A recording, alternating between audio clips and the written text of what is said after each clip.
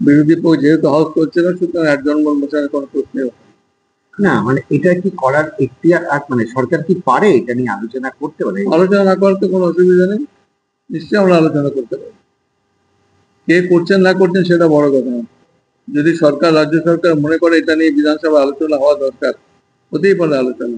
এরকম অনেক ইনস্ট্যান্স রয়েছে যে সমস্ত কেন্দ্রীয় আইন প্রণয়ন করা হয়েছে, তা সত্ত্বেও আমাদের বিধানসভায় নিজস্ব দৃষ্টিভঙ্গি নিয়ে আমরা রেজলিউশন এনেছি।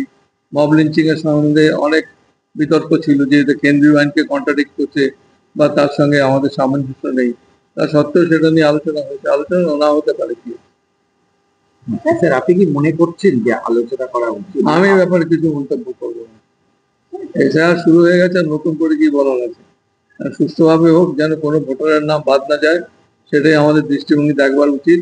তবে আজও আমি খবর নিয়ে রেখেছি আমার কনস্টিটুয়েন্সিতে বিএলওদের যাদের যাদের নিয়োগ করা হয়েছে তাদের কাছে ফর্ম যায়নি, কারো কাছে 5টা, কারো কাছে 10টা ফর্ম গেছে।